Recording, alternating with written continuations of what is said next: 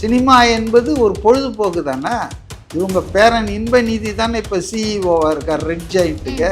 அமைச்சர்கள் எல்லாரும் வந்து திரையரங்குக்கு போனதால அரசு வேலைகள் எல்லாமே முடங்கி போச்சு, மக்கள் திண்டாடுறாங்க அப்படின்னு சொல்றாங்க.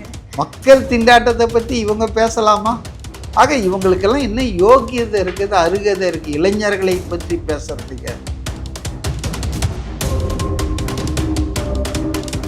ராத்திரியும் பகலும் வெயிலில் மழையில் குடும்பமாக போராட்டம் பண்ணாங்க. உச்சக்கட்ட போராட்டம் நடந்துட்டு இருக்கும்போது குடும்பத்தோடு ரஜினி நடித்த கூலி படத்துக்கு போயிட்டு உடனே அந்த கூலி படத்தை தான் பார்த்தது ரசித்ததுன்னு விமர்சனம் ட்விட்டரில் போட்டார். திமுக மற்ற எதிர்கட்சிகளுக்கு தமிழ்நாட்டில் அமைந்திருக்கிற புதிய ஆட்சி, தவேகா கட்சி, அதன் தலைவர் முதலமைச்சர் விஜய், இவங்க மேலே இருக்கிற காழ்ப்புணர்ச்சியை தான் காட்டுதை தவிர இதில் என்ன இருக்குது? டெல்லியில் மாணவர்கள் போராடினாங்க, ரைட்டு, போராட்டணும், அவங்க நல்லது நடந்தால் ஓகே. ஸ்டாலின் மாதிரி ஆட்களுக்கு இது அழகல்ல. எங்கே சுற்றினாலும் கடைசியில் தாவேக்கா அந்த இளைஞர்களை கொச்சைப்படுத்துறது, அந்த ஜென்சி கிட்ட கேவலப்படுத்துறதுன்னு போனாங்கன்னா அவங்க எந்த ஜென்மத்தில் அடுத்த ஜென்மத்தில் கூட அரசியல் ரீதியாக வெற்றி பெற முடியும். அது பேர் கூட ரொம்ப பொருத்தமாக பெருந்தலைவர் காமராஜர் காலை உணவு திட்டம் சொல்லி கொண்டு வந்திருக்காரு. உடனே துரைமுருகன் இதெல்லாம் சரியில்லை. என்ன சரியில்லை? உங்களை மாதிரி எல்லாத்துக்கும் கருணாநிதி பேர் வச்சுக்கணுமா? கலைஞர் வீட்டில் கோபாலபுரத்தில் இருந்த காசை எடுத்துகிட்டு வந்து கொடுக்குறாங்க. கலைஞரின் மகளிர் உரிமை தொகை எங்கடா வந்தது? எதிர்கட்சி ஆகிட்டேன்னா வட இந்தியாவில் இளைஞர்கள் போராடுகிறார்கள், தமிழ்நாட்டு இளைஞர்கள் ஐயோகோ சினிமா மாயையில் போயிட்டுருக்காங்கன்னு வாங்க. இதை விட கொடுமை என்னன்னா, கருணாநிதி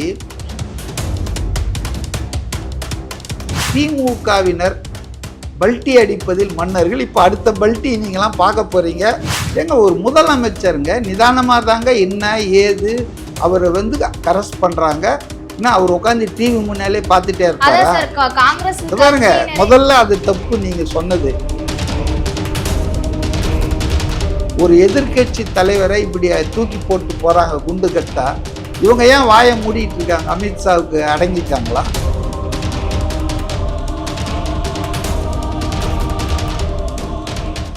சித்திரை ஒன் மீடியா நேயர்களுக்கு வணக்கம். நான் உங்கள் அபிநயா. இன்றைக்கி நம்ம கூட யார் இணைஞ்சிருக்காங்கன்னு பார்த்தீங்கன்னா அரசியல் விமர்சகர் சி.கே. மதிவண்ணன் அவர்கள் தான் இணைஞ்சிருக்காரு. வணக்கம் சார். வணக்கம் சார். இன்றைக்கி என்னென்னு பார்த்தீங்கன்னா டெல்லியில் போராட்டம் நீட்டுக்கு போகணும் அப்படின்ற மாதிரி போராட்டம் இளைஞர்கள்லாம் பண்ணிகிட்ருக்காங்க. அங்கே போராட்டம் நடக்கும்போது இங்கே தமிழ்நாட்டில் இளைஞர்கள் எல்லாருமே ஜனநாயகத்தின் படத்தை நோக்கி போயிட்டுருக்காங்க, நாடு சீரழிஞ்சு போயிட்டுருக்கு அப்படின்ற மாதிரி ஸ்டாலின், சீமான் இவங்க எல்லாருமே விமர்சனம் வச்சுருக்காங்க. இது எப்படி பார்க்குறீங்க? ரொம்ப சிரிப்பாக காமெடியாக இருக்குங்க.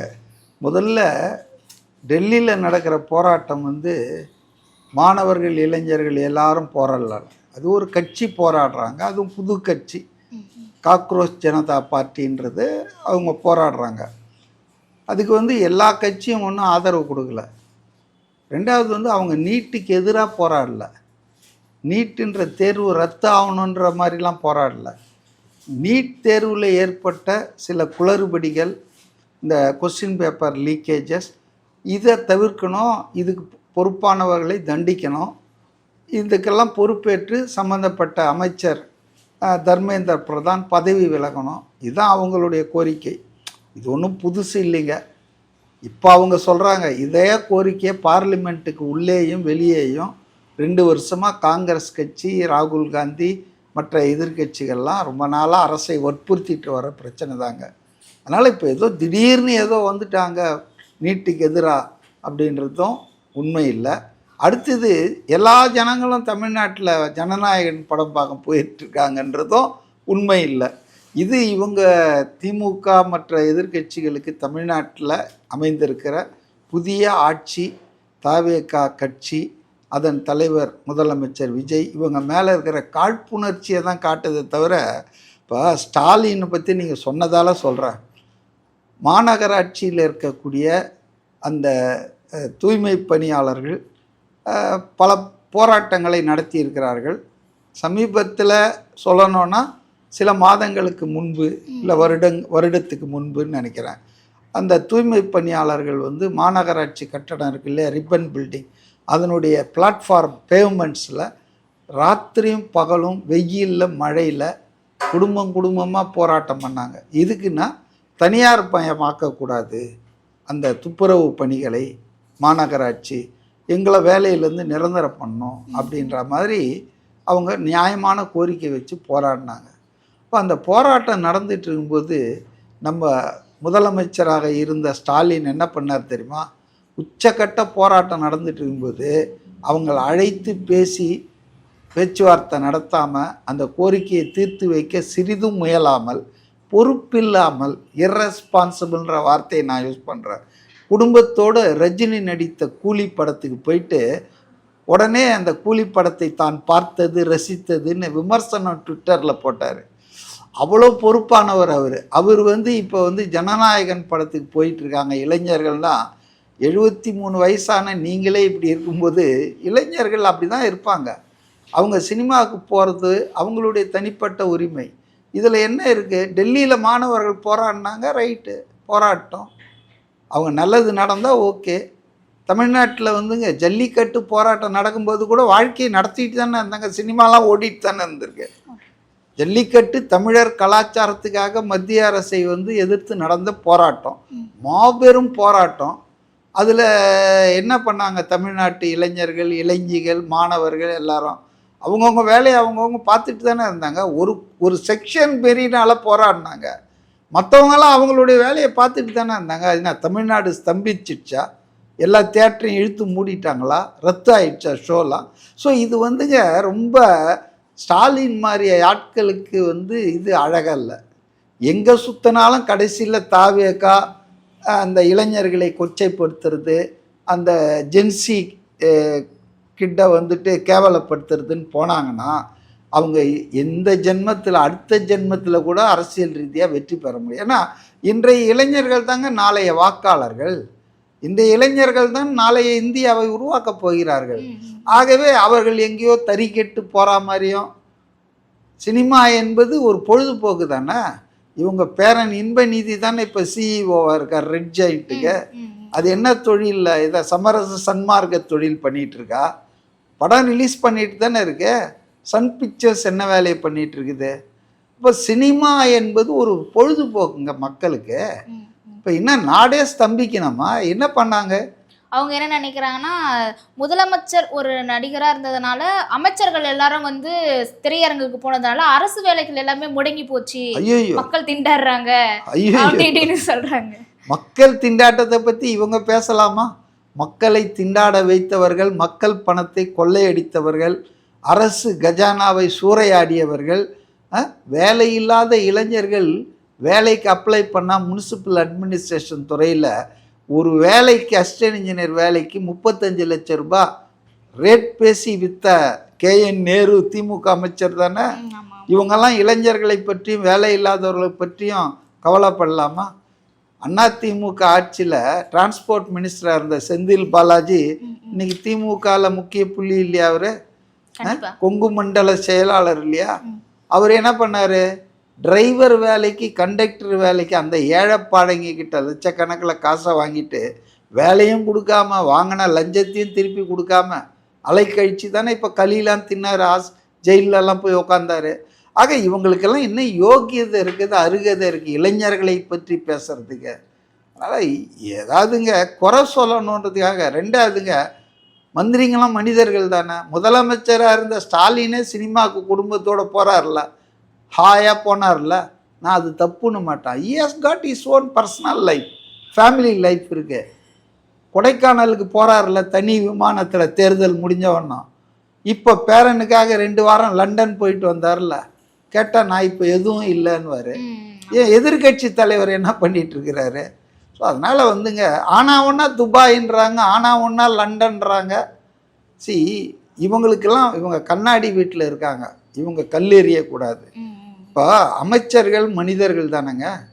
அவங்களுடைய தலைவர் முதலமைச்சர் ஆகிட்டார், அவருடைய கடைசி படம், அதை போய் பார்க்கணுன்னு போகிறாங்க. அதுக்காக ஃபஸ்ட்டு ஷோ தான் போகணுன்னு போகிறது தப்பு தான். அதாவது அதை ஒரு ப்ரைவேட்டாக அவங்க போய்க்கலாம், அதுக்கு ஒரு போய் அழுவுறது தியேட்டரில் உட்காந்துக்கிட்டு. அதாங்க நான் சொல்கிறேன், விமர்சனத்துக்குரியது எதுன்னா அவங்க சினிமா போனது இல்லை. ஃபர்ஸ்ட் டேவே போய் ஃபர்ஸ்ட் ஷோ வாங்கி செங்கோட்டையன் மாதிரி ஆட்கள்லாம் எல்லாரும் போறதுன்றது அது ஏதோ ஒரு எல்லாருக்கும் வந்து ஏதாவது முதலமைச்சர் கட்டளை இட்டுட்டாரா, நீங்க போய் படம் பார்த்துட்டு வந்து எனக்கு ரிப்போர்ட் பண்ணணும், டிக்கெட்டை காட்டணும்னு சொல்லிட்டாரா? இதெல்லாம் இவங்க பண்ணிக்கிறதுங்க. அதாவது அவர்கிட்ட நல்ல பேர் வாங்கிக்கிறாங்களாம் அமைச்சர்கள். உங்கள் படத்தை நாங்கள் முதல் நாள் போய் பார்த்துட்டோம் வந்துட்டோம். இதெல்லாம் அவர் சொல்கிறது கிடையாது. ரெண்டாவது அவங்க சினிமா போகிறதுன்றது தப்பும் கிடையாது. ஏங்க எவ்வளோ நாளுங்க அவங்க வந்து அரசு பணியிலே இருப்பாங்க, அவங்களுக்கு ப்ரைவேட் லைஃப் இல்லையா? அதனால் இதெல்லாம் அல்பத்தனமான விமர்சனங்கள்ங்க. வேறு எதுவும் இந்த ஆட்சிக்கு எதிராக சொல்கிறதுக்கு முடியல. 65 நாள் ஆச்சு, நல்ல விஷயம். இன்னைக்கு கூட காலையில் பார்த்தேன், இந்த காலை உணவு திட்டம் பள்ளி மாணவர்களுக்கு இப்போ 5 வரைக்கும் தான் அவர் சொன்னார், அதை எக்ஸ்டெண்ட் பண்ணி 8வது வரைக்கும் இருக்கிறவங்களுக்கு பண்ணி, அது பேர் கூட ரொம்ப பொருத்தமாக பெருந்தலைவர் காமராஜர் காலை உணவு திட்டம்னு சொல்லி கொண்டு வந்திருக்காரு. நிச்சயமாக அவர் பேரை அவர் வச்சுக்கல, இல்லை அவங்க அப்பா பேரை வச்சுக்கல. இவங்க கக்கூசு பாத்ரூமுக்கு உட்பட அப்பா பேர் எல்லார் பேரையும் வச்சுக்குவாங்க. நூலகம், அப்புறம் திருமண மண்டபம், கழிவறை, எல்லாத்துக்கும் கலைஞர் கருணாநிதின்னு வைப்பாங்க. பஸ் ஸ்டாண்டுக்கெல்லாம் இவர் அப்படியெல்லாம் வைக்கல. இந்த தமிழ்நாட்டை 9 ஆண்டு காலம் ஊழலற்று ஆட்சியை தந்து ஏழை எளிய மக்களுக்காக வேலை பண்ண ஒரு முதலமைச்சரை நினைவு கூர்றாரு. அதில் என்ன தப்பு? உடனே துரைமுருகன் இதெல்லாம் சரியில்லை. என்ன சரியில்லை? உங்களை மாதிரி எல்லாத்துக்கும் கருணாநிதி பேர் வச்சுக்கணுமா? அவர் வந்து முதல்வர் காலை உணவு திட்டம் அப்படின்றது வந்து இவர் இப்போ மாத்துறாரு. அதாவது ஸ்டாலின் காலை உணவு திட்டம்னு நாங்கள் வைக்கல, இன்னமும் ஸ்டாலின் வந்து முதல்வராக இருக்கிற மாதிரி விஜய் நடந்துக்கிறாரு. முதல்வர்னா யார் முதல்வராக இருக்காங்கன்னா அவங்க தானேங்க. விஜய் தானே இப்போ முதல்வராக இருக்காரு. அவர் வேணான்றாரு. என் பேர் வேணான்ட்டு என்னை யாரும் இப்படிலாம் வாழ்த்த வேணாம், பெருந்தலைவர் காமராஜ் மறைந்த தலைவர் பேரை வச்சிருக்கிறாங்க. அதனால் இவங்க பண்ணாத கூத்தாங்க. மகளிர் உரிமை தொகைக்கும் கலைஞருக்கும் என்னங்க வந்தது? கலைஞர் வீட்டில் கோபாலபுரத்தில் இருந்த காசை எடுத்துகிட்டு வந்து கொடுக்குறாங்க. கலைஞரின் மகளிர் உரிமை தொகை எங்கடா வந்தது? பேரை வச்சுக்கிட்டு அப்பா பேர் தாத்தா பேரிட்டு தமிழ்நாடே பட்டா போட்டு வச்சுக்கிட்டு, உங்களுக்கெல்லாம் வந்து விஜய் அவர் பேரில் வச்சுக்கினாரா? இல்லை அவங்க அப்பா பேரை வச்சாரா, தாத்தா பேரை வச்சாரா? அப்படிலாம் இல்லையா. கர்ம வீரர் காமராஜர் 9 வருஷம் 9.5 வருஷம் நீங்கள்லாம் அவருடைய வரலாறை, தியாகத்தை, ஆட்சியை மறைச்சிட்டீங்க. ஏதோ அண்ணாவுக்கு அப்புறம் தான் தமிழ்நாடே உருவானது மாதிரி ஒரு போகஸை கிளப்பி விட்டீங்க. 47லேருந்து தமிழ்நாடு இருக்குது, நல்லாவே இருந்தது. ஆச்சா, அதனால் அதை நினைவு கூறுகிறார். கொள்கை தலைவர்களில் ஒருவராக காமராஜரை வச்சுருக்காரு. அவர் பேரில் அதில் துரைமுருகனுக்கு என்னங்க? துரைமுருகனை பற்றிலாம் நம்ம பேசினா ரொம்ப அதான் எனக்கு வாயில் நல்லா வந்துடும் தான் வருது, அந்த டைலாக் தான் வருது. இவரெல்லாம் 89 வயசோ 85 வயசாகுது. இவர் அரசியல்ல ஓய்வு பெறாமல் மகன் பேத்தி, இப்ப கல்யாணம் ஒண்ணு பண்ணாங்களா அவங்க பேத்திக்கு? கல்யாணம் இல்ல, நிச்சயதார்த்தம். அங்க ஒரு ஒன்றிய செயலாளர் குத்தாட்டம் போட்டார் பார்த்தீங்களா? ஒரு 15 கிலோ தங்கத்தை போட்டுக்கிட்டு. இவங்களுக்கெல்லாம் மக்களை பத்தியும் பொது வாழ்க்கையை பத்தி யோகியதே கிடையாதுங்க. ஸோ இப்போ வந்து ஸ்டாலின் வந்து என்ன சொல்றாருன்னா, வடக்கன் வந்து இந்த மாதிரி போராட்டம்லாம் பண்ணுறாங்க. இதுக்கு முன்னாடி இவங்க திமுகவில் வந்து முதலமைச்சராக இருக்கும்போது இவங்களாம் பானிபூரி விற்கிறவன், பீடாப்பு வாயன் அப்படின்லாம் சொல்லிட்டு இப்போ வந்து அவங்களுக்கு வந்து தியாகி பட்டம் கொடுத்துட்டு அவங்க வந்து இளைஞர்கள் வந்து போராடுறாங்க. இங்கே தமிழ்நாட்டு இளைஞர்கள் வந்து போராடாமல் சினிமா பக்கம் போயிட்டு இருக்காங்க அப்படின்ற மாதிரி ரொம்ப இதுவாக பேசிட்டு இருக்காரு. எப்பவுமே திமுகவுக்கு வந்துங்க எப்பவுமே ரெட்டை நாக்கு உண்டுங்க.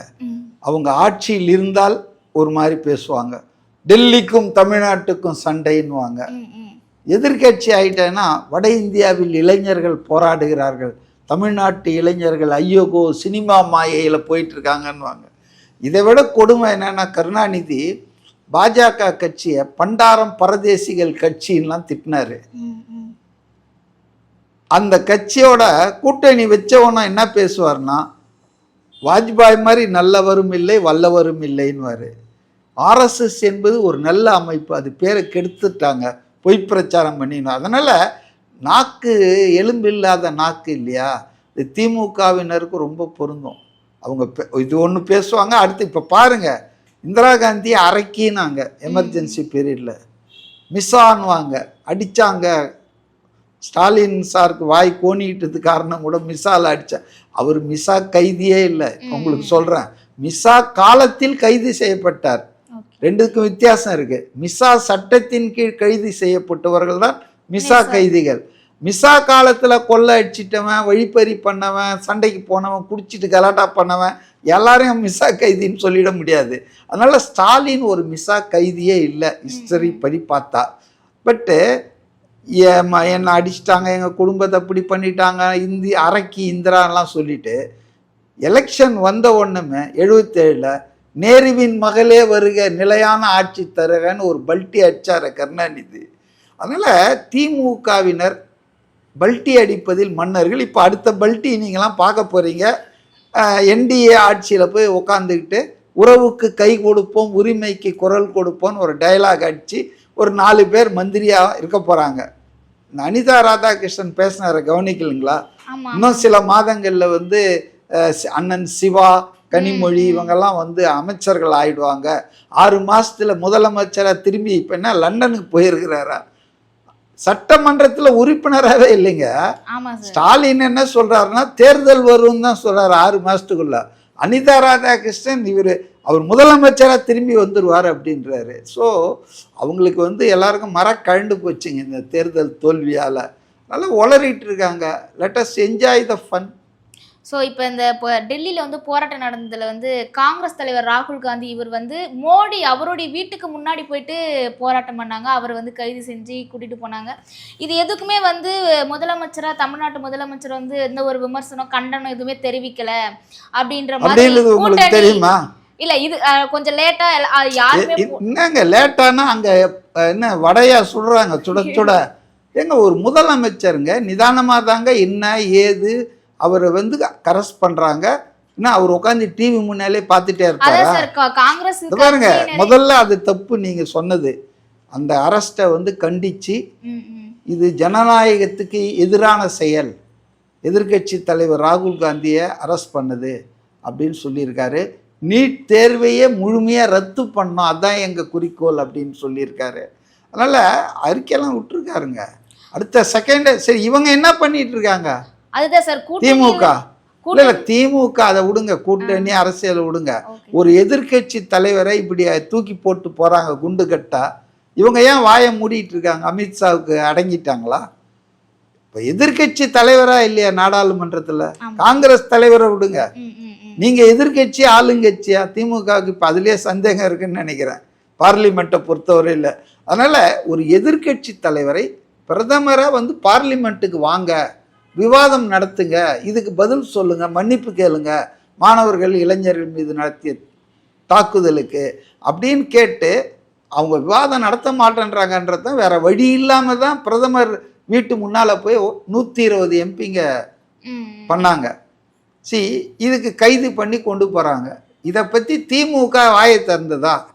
நாங்க தான் பாஜக எதிர்க்கிறதுல முதல் ஆளுங்க, நாங்கள் தான் இந்தியா கூட்டணிக்கே ஸ்டாலின் தான் தலைமை தெரியுது உங்கள் தலைமை தாங்கிற லட்சணம்லாம். அதனால் திமுக வந்துங்க சந்தர்ப்பவாத அரசியல் பண்ணுறாங்க. அவங்களுக்கு தமிழ்நாட்டில் எதிர்காலம் என்பது சூன்யமாயிட்டுருக்கு. இன்னும் அவங்க இந்த பாஜக கூட்டணியில் போய் சேர்ந்தாங்கன்னு வச்சுங்க, இருக்கிற கொஞ்ச நஞ்ச மக்கள் ஆதரவையும் அவர்கள் எழுந்து விடுவார்கள். டே பை டே நீங்கள் பாருங்கள், ஊழல் புகார்கள் ஒன்று பின் ஒன்றா வரப்போகுது. எல்லாத்துலேயும் அமைச்சர்கள் மாட்ட போகிறாங்க. ஏன்னா அவங்க எல்லாருமே கொள்ளை அடிச்சிருக்காங்க, கஜானாவை காலி பண்ணியிருக்காங்க. அவர் விட போகிறதில்ல, நிதானமாக சட்டப்பூர்வமாக அவர் வந்து நடவடிக்கை எடுக்க போகிறாரு. எல்லாம் அம்பலமாக போகிறாங்க மக்கள். இப்போவே ஓடிட்டு தானே இருக்கார். செந்தில் பாலாஜி அவங்க தம்பிலாம் எங்கே இருக்காங்க? இன்னும் எங்கே இருக்காங்கன்னே தெரியல. பொந்தில் எங்கேயாவது இருப்பாங்கன்னு நினைக்கிறேன். ஸோ அதனால் திமுக வந்துங்க எதையாவது பண்ணி டைவர்ட் பண்ணோம் இந்த ஊழல் புகார்லேருந்து, இது மாதிரிலாம் லூட் அடிச்சதெல்லாம் அவங்க இதெல்லாம் பண்ணிட்டு இருக்காங்க. தமாஷா தான் நம்ம பார்த்துட்டு கடந்து போகணும். ஸோ நீங்கள் முதல் எடுத்தோடனே சொன்னீங்க காங்கிரஸ் அந்த நீட் தேர்வுக்காக வந்து அவங்க வந்து நீட் தேர்வு ஒழிக்கணும் அப்படின்லாம் போராடலை, அது வீக்கான விஷயத்தினால அவங்கள வந்து அதுக்கு சட்டப்படி நடவடிக்கை எடுக்கணும் அப்படின்ற மாதிரி தான் போராடினாங்க அப்படின்ட்டு.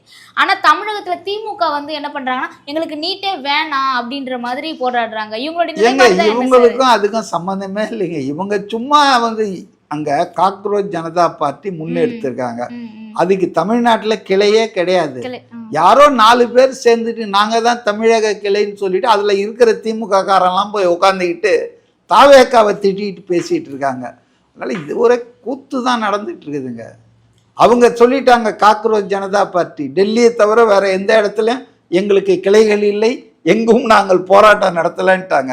உனக்கு அப்படிங்க போகிற இடத்துல கலந்துன்னு டெல்லிக்கு போப்பா, போய் ஜாயின் பண்ணு.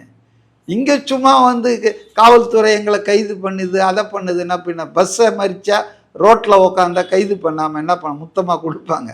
மோடியுமே வந்து என்ன சொல்லியிருக்காருன்னா, இளைஞர்களுடைய எதிர்காலத்தை பாதிக்கிற மாதிரி எந்த ஒரு விஷயத்தையும் நாங்கள் வந்து விட மாட்டோம், எதிர்ப்போம் அப்படின்ற மாதிரி ஏழை தாயின் மகன் தானே அவர், அப்படி தானே சொல்லிட்டு வந்தார்.